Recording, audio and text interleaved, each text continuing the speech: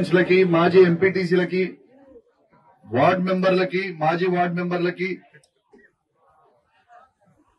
మరియు చెల్లూరు గ్రామానికి విచ్చేసిన ఈ గ్రామ సభకి విచ్చేసిన అక్కా చెల్లెలకి, అన్నా తమ్ముళ్ళకి, తాతలకి, అవ్వలకి, యువకులకి అందరికీ పేరు పేరున నా హృదయపూర్వక నమస్కారాలు తెలియజేస్తా ఉన్నాను. ఇవాళ గ్రామ సభకి నేను వచ్చేటప్పుడు కొంచెం స్టడీ చేసుకుని వచ్చిన. చాలా సంతోషం.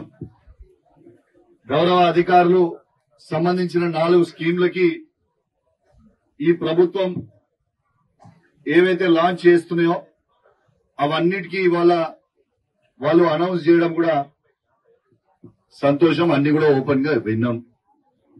నేను ఒక్కటే కోరుతా ఉన్నాను, ఇలా రైతు భరోసా అనే పథకాన్ని ఈ ప్రభుత్వం అధికారంకి వచ్చిన తర్వాత మొదటి 100 రోజుల లోపలనే 15,000 రూపాయలు మేము ఇస్తాము అని ఈ ప్రభుత్వం ప్రకటించింది. బాజాబ్తూ పేపర్ యాడ్లు ఇచ్చిండ్రు. బాజాబ్తూ ఈనాడున్న గౌరవ ముఖ్యమంత్రి రేవంత్ రెడ్డి గారు, బట్టి విక్రమార్క గారు సంతకం పెట్టి మరి ఇవాళ కూడా యాడ్లు ఇవ్వడం జరిగింది. ఈ ప్రభుత్వం అధికారంకి వచ్చిన తర్వాత దాదాపు ఇప్పటికే సంవత్సరం అయిపోయింది. కానీ ఇప్పటిదాకా ఒక్కసారి కూడా రైతు భరోసా రైతులకి వేయకపోవడం కొంచెం బాధాకరం. ఇవాళ వేస్తా అంటారు, సంతోషం. కానీ ఇవాళ ఒక్కటి ఆలోచన చేయాల. ఈ చెల్లూరు గ్రామంలో దాదాపు 2,000 ఎన్ని ఎకరాలకి అయ్యో గారు 2,250 ఎకరాలకి 2,750 ఎకరాలకి ఈ చెల్లూరు గ్రామంలో ఇలా రైతు భరోసా వేస్తామని చెప్పారు.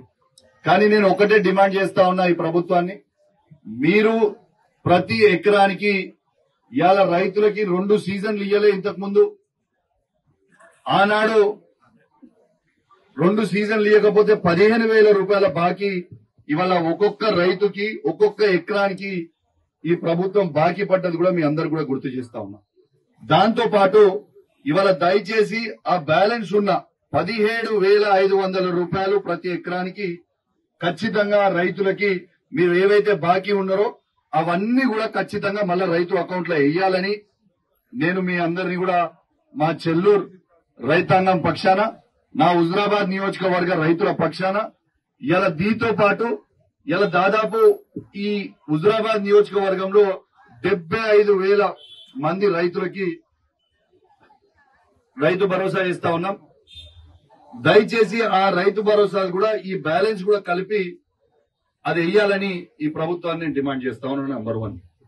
నంబర్ 2, ఇలా ఇండ్ల అప్లికేషన్ ఇలా 1,297 అప్లికేషన్లు వచ్చినాయని మీరు చెప్పిండ్రు, సంతోషం. కానీ ఇలా స్వయంగా ఆఫీసర్ గారు మాట్లాడుతుంటేనే తను ఏమని చెప్పిండు, ఇలా 900 వరకు శాంక్షన్ అయిన లిస్ట్ ని మేము పైకి పంపినాం అన్నాడు. మరి 900 మంది ఎలిజిబిలిటీ లిస్ట్ ఉంటే కేవలం 306 మాత్రమే ఎందుకు పంపినరు అనేది ఒకటి నేను ఈ చెల్లూరు అప్లికేషన్ చేసిన ప్రతి ఒక్కరి పక్షాన నేను అడుగుతా ఉన్నాను.